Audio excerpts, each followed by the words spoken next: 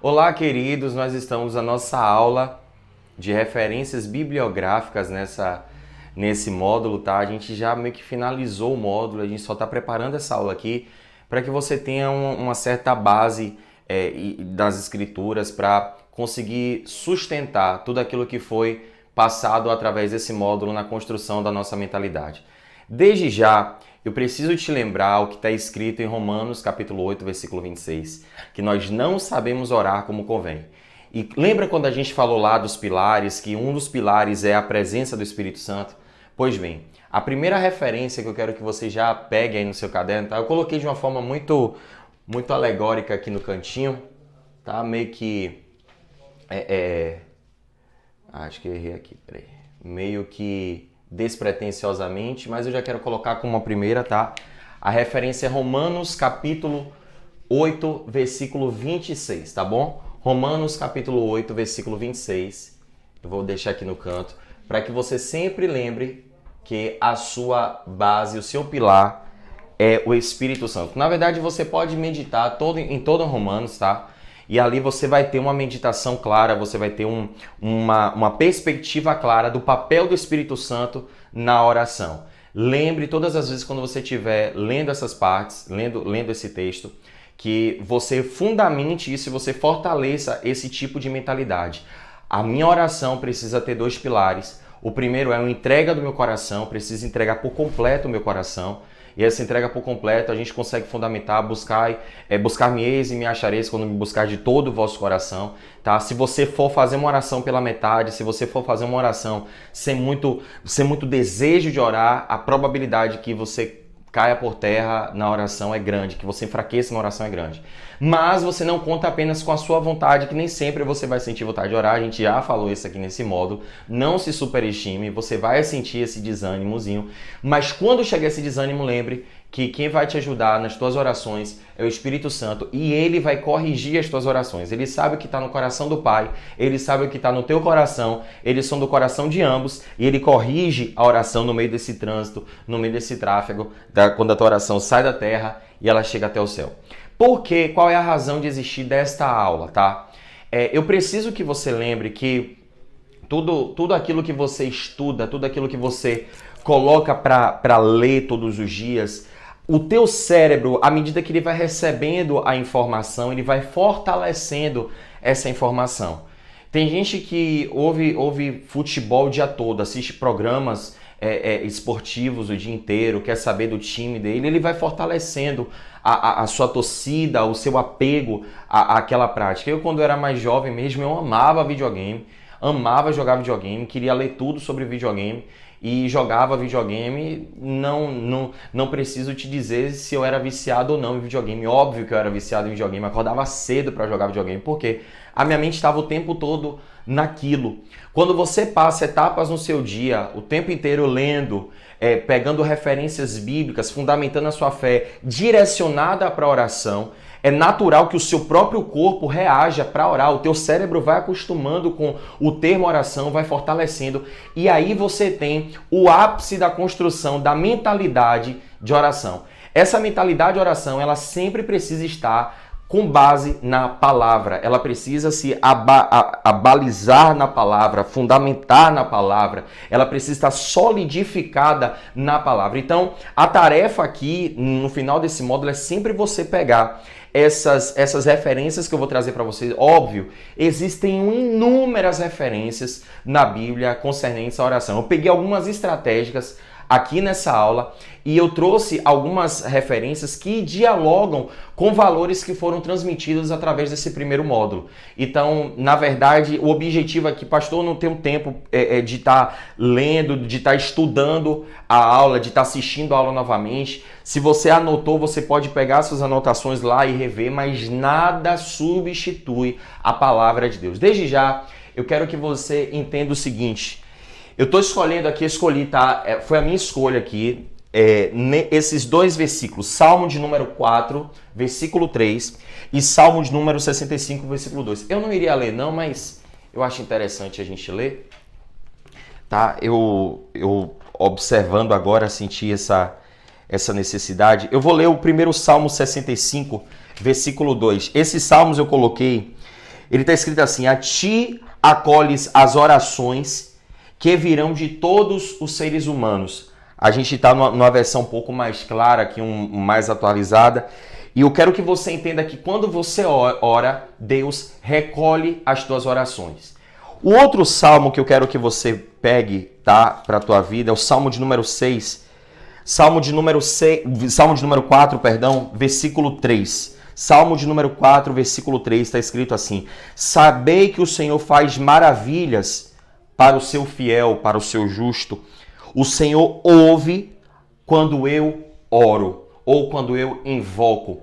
Esses dois versículos eu peço que você anote, eu quero que você coloque a palavrinha convicção no lado dele, tá? Escreve a palavra convicção. Coloquei aqui abreviado, mas você pode escrever aí nas suas anotações. Escreve a palavrinha convicção, tá? Que são dois textos que a gente precisa estar lendo para fortalecer a nossa convicção. Além disso, eu escolhi também esse texto. Tiago é algo que eu uso muito nas minhas orações, tá? Eu uso muito nas minhas orações, é um dos textos que, quando eu descobri esse texto, a relevância dele, o poder dele, mudou a minha vida, me ajudou na construção desse método. Está em Tiago capítulo 5, versículo 16. E está escrito assim: portanto, confessai os vossos pecados. É 16 e seguintes, tá? Portanto, confessai os vossos pecados uns aos outros e orais uns pelos outros para seres curados. Porque a oração feita por um justo pode muito em seus efeitos. Outra tradução vai estar dizendo: a oração do justo é muito poderosa e eficaz. Além de você fortalecer a tua convicção, você precisa entender que há poder na oração. Lembrando que o poder da oração, ela não está contida única e exclusivamente na oração.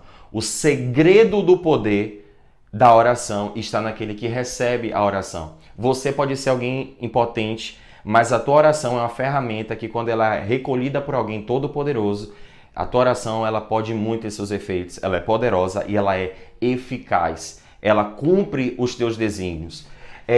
Depois disso, eu quero agora que você pegue referências, tá?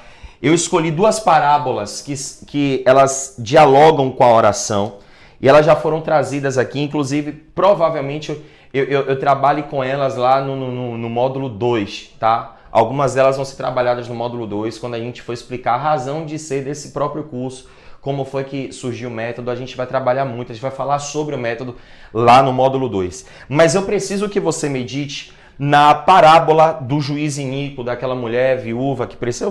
A gente precisa sempre ler, né? É sempre bom a gente ler, porque você vai me acompanhando aí, já vai abrindo, pode apertar pause, tá? À medida que você vai abrindo a sua Bíblia, ou talvez você seja tão bom de GPS que já achou até antes de mim. Enquanto eu tô aqui falando, tu já achou.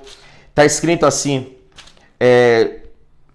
Lucas 18, a partir do primeiro versículo, a parábola da viúva persistente ou a parábola do juiz iníquo. Eu não sei como é que vai estar ditado aí, mas a referência é essa daqui. Diz assim: então Jesus propôs uma parábola aos seus discípulos, com a intenção de adverti-los o dever de orar continuamente e jamais desanimar. Só essa entrada aí você já consegue compreender basicamente qual é o objetivo. E aqui ele fala, ele lhes contou: uma certa cidade havia um juiz que não temia a Deus, tampouco era sensível às necessidades das pessoas, e havia naquela mesma cidade uma viúva que frequentemente se dirigia a ele rogando-lhe: faze-me justiça na causa que pleiteio contra meu adversário. Ele por algum tempo não a quis atender, todavia mais tarde considerou consigo mesmo: é bem verdade que não temo a Deus nem respeito a pessoa alguma. Contudo, esta viúva me importuna. Farei justiça a ela, para não acontecer que, por fim, venha me aborrecer ainda mais. Então concluiu Jesus: atentai à resposta do juiz da injustiça.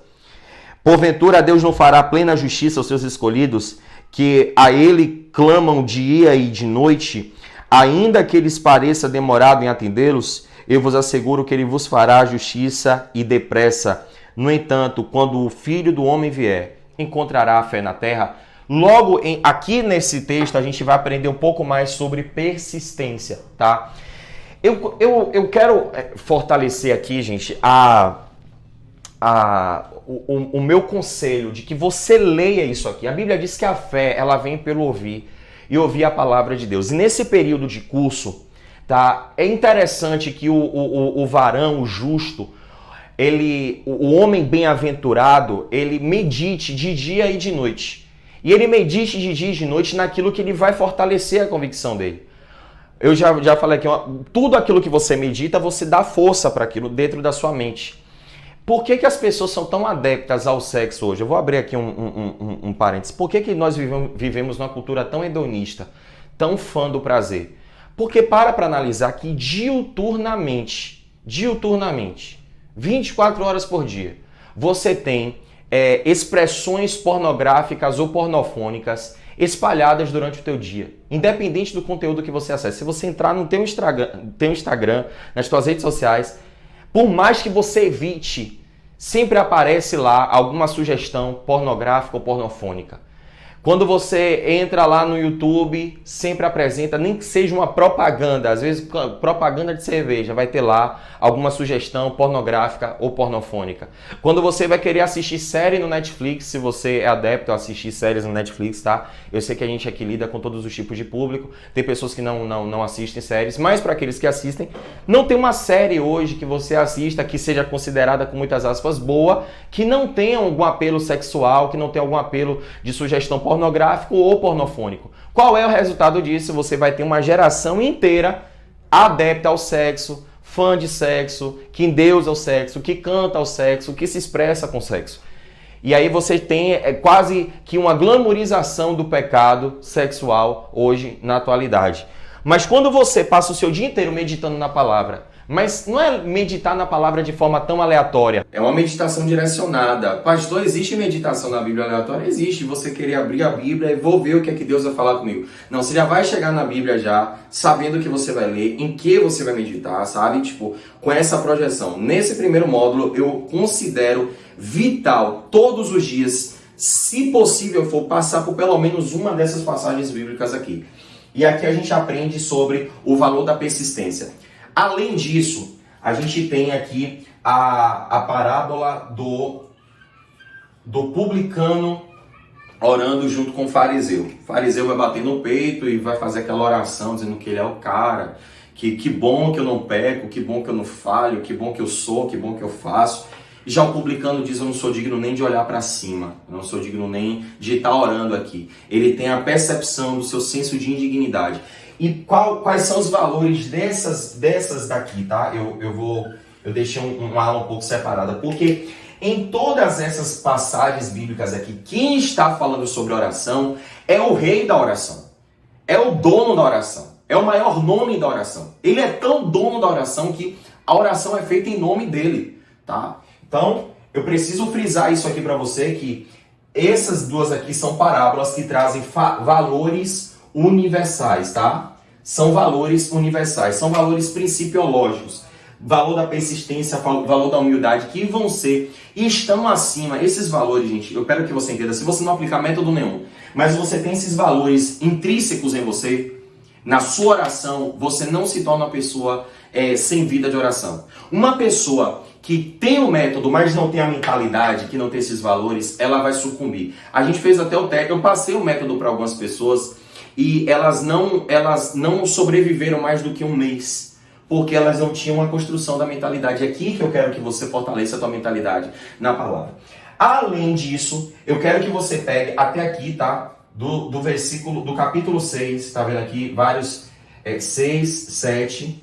São trechos do Sermão da Montanha, o maior sermão, o melhor sermão já feito por um ser humano, foi aquele Sermão da Montanha, dito por quem? Jesus. E aqui Jesus vai falar sobre fatores um pouco mais técnicos, não fala apenas de valores principiológicos, mas Jesus vai falar também sobre a mentalidade de oração. Por exemplo, Jesus vai falar, olha, quando você for orar, por exemplo, entra no teu quarto, fecha a tua porta, não queira orar por vaidade, ora o teu Pai em secreto, ele revela alguns segredos espirituais aqui nesses textos. Quando ele vai fazer a oração modelo, orar ao Pai Nosso que está no céu, e aí eu quero que você já reporte a nossa aula anterior, as nossas aulas anteriores, onde a gente falou um pouco sobre o Pai que é nosso, a gente falou sobre o perdão, a gente falou sobre o pão nosso de cada dia. Então, quero que você medite aqui, porque faz parte do Sermão da Montanha.